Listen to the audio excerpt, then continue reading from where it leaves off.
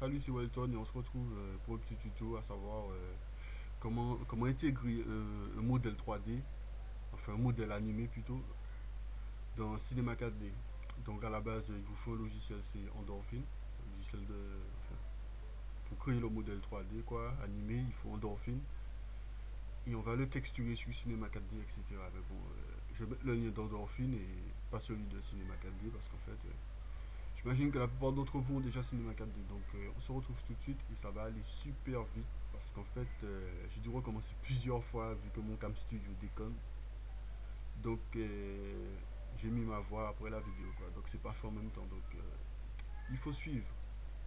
Donc c'est parti. Donc dans Endorphin, on efface le caractère de base, on ajoute un caractère, vous sélectionnez Audio Motion One, c'est dans Programme Fill, Natural Motion, etc. Les lancer, vous resélectionnez le personnage, caractère, vous pouvez faire Add Animation Event, mais moi j'ai cliqué sur le bouton importer. Donc je vais choisir Run to Stop, Turn Right. En fait tout ça ce sont des animations, donc selon l'animation le personnage en question va faire quelque chose. Donc sous référence caractère, et vous choisissez Audio Motion One, ok ok. Et là ça importe l'animation sur le personnage. Donc voilà en fait il a couru, il s'est arrêté, il a tourné à droite. Donc en gros c'est ça. Et en allant sur Cinema 4D, on va donner à ce personnage une silhouette en fait. Une silhouette, peu importe, une de Call of Duty, n'importe quoi. Il y a différentes animations sur en fait, différentes animations. Il y a différents modèles sur le net quoi. Donc c'est à vous de chercher, vous pouvez chercher des fichiers, je sais pas, des fichiers FBX, des fichiers modèles, des fichiers, pour pas que je me trompe, non, des fichiers objets, OBJ. Donc bon, voilà, donc là j'exporte le fichier en question, mais là je fais une erreur parce qu'en fait il faut faire exporter tout, c'est plus sûr en fait. Donc si target référence caractère est coché, il faut le décocher. Bon, comme j'ai fait une erreur, je vais recommencer. Donc c'est export all. Voilà. Et FBX 6.0. Il faut bien cocher ça, sinon ça va pas passer dans Cinema 4D. Oui, oui, oui. On veut un seul fichier, là, là, là. Donc on se retrouve tout de suite sur Cinema 4D. On perd pas de temps. On va importer en fait le modèle qu'on désire intégrer au squelette quoi. Donc je vais vous faire un petit pack vite fait pour que vous puissiez avoir quelques modèles de base. Donc moi j'ai choisi Shockwave, mais bon vous pouvez choisir un perso de Call of Duty, n'importe qui quoi. Et bon, donc on sélectionne voilà, ce qu'on vient d'importer, on le copie, on ferme la page en question et on la colle sur le squelette en fait. On fait juste coller, donc il a apparu jusqu'au haut de la liste, voilà. Et là le but ce sera en fait d'essayer de, de coupler le squelette en fait à notre modèle quoi, à notre personnage. Donc on va essayer de le mettre le plus précisément que possible à la taille qu'il faut. Sans compter que les cercles jaunes, en général, c'est la limite. Surtout pour la tête, en fait. Peut-être pas pour les pieds, mais pour la tête, ça correspond à la limite du haut de la tête, quoi. Enfin, du haut de la tête. Pour celui qui est en haut, évidemment.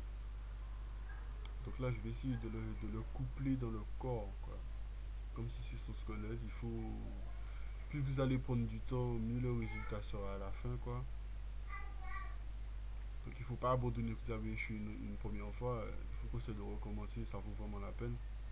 Si vous voulez une animation unique dans un de vos montages Call of Duty ou même dans une intro, quoi, dans une intro pour votre chaîne YouTube, ça le fait. Donc j'essaie de le mettre.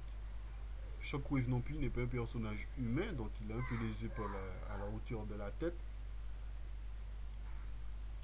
Donc voilà, j'ai l'impression que là c'est pas mal. Ouais, les petits cercles jaunes sont à la base des épaules. La tête, évidemment, il faut pas la mettre sur le cercle jaune, il faut la mettre en dessous, quoi. À la limite en dessous, tout juste en dessous. Mais bon, comme Shockwave, comme j'ai dit, c'est pas un personnage normal. Mais bon, j'ai préféré faire avec un personnage difficile pour vous voyez, en fait. quel point il faut être un minimum quoi, attentif à ce qu'on fait. Donc voilà, je regarde dans tous les angles pour voir si c'est parfait, si ça va quoi. Et donc dans route caractère en fait, il va falloir ouvrir tout, en fait développer toutes les petits onglets, en fait tous les petits onglets. Bon, pour l'instant, je suis déjà tombé sur les jambes, donc right hip. Vous cliquez sur le bouton de rotation et puis vous essayez de le faire écarter les jambes à la hauteur et à la hauteur. De l'écarter en fait comme votre modèle plutôt. Désolé, je suis pas trop calé en français. Donc voilà, white knee, c'est le genou. Donc Shockwave a les genoux pliés. Donc si c'est un personnage Call of Duty, vous n'aurez pas à plier les genoux, vous aurez juste à. En fait, vous aurez juste à écarter les jambes. Mais c'est pas la peine de synchroniser les genoux en fait. Synchroniser le squelette avec votre personnage. Donc voilà, left. Donc je passe à la jambe de gauche. Et il a les jambes légèrement pliées vers l'avant, donc j'essaie de respecter un minimum. Ça n'a pas besoin d'être parfait parce que de toute façon, ce sera pas parfait quoi. Ce sera pas parfait, mais ce sera un minimum, ce sera acceptable quoi. Au final, vous aurez un résultat acceptable. Donc faut pas hésiter à jouer avec la vue au maximum. Voilà, donc là c'est la jambe, là c'est fait plutôt la cuisse et le pli du genou qui est à peu près comme ça, vu que sa jambe part un peu en arrière. Donc voilà, pour regarder, vous pouvez passer en dessous pour voir mieux. Donc là, comme j'ai dit tout à l'heure, on va continuer à développer tous les petits onglets. Donc allez, repère.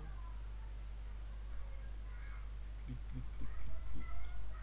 Bien sûr, on n'aura pas à travailler tous les. Je vous rassure, on n'aura pas à travailler tous les membres du corps. Donc si les jambes pour un personnage de Call of Duty, enfin un personnage humain, ce sera juste les jambes, les épaules et les coudes.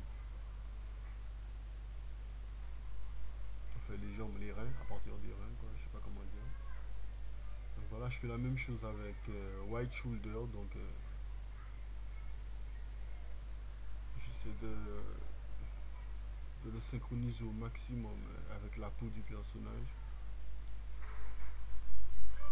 J'espère que ça n'a pas l'air trop difficile parce qu'en fait, une fois qu'on s'y lance, c'est tranquille. Ça va. En fait, je prends même plaisir à le faire maintenant. Avant, je trouvais ça saoulant, mais je- j'essaie de lui donner une meilleure précision, quoi. Voilà, on passe sur le left shoulder. Ok, on plie l'épaule, elle descend, elle va un petit peu en arrière pour lui. Donc voilà. Donc elle a reculé un peu encore. J'essaie d'être précis, voilà, comme j'ai dit encore. Bon, il n'y a pas grand chose à dire. Voilà, c'est la routine. Une fois qu'on sait ce qu'il faut faire, ça va tranquille. Là, on peut voir que mon squelette, il a un peu la posture, quoi. Il a les bras un peu en arrière, les jambes pliées, enfin les genoux pliés. Bon, c'est pas mal comme résultat. Donc là, on va prendre le root caractère qu'on va glisser dans le mesh, dans le personnage, en fait, dans la peau. Ensuite, on sélectionne tout sauf le background, bien sûr, et la caméra. Et dans caractère, vous allez lier. On fait lier. On peut voir qu'en fait, là, ils ont fusionné, on va dire. Le squelette s'est attaché à la peau du personnage. Et voilà. Donc, on peut voir, ouais. C'est super sympa, en fait. C'est le début de l'animation, quoi. C'est génial, quoi.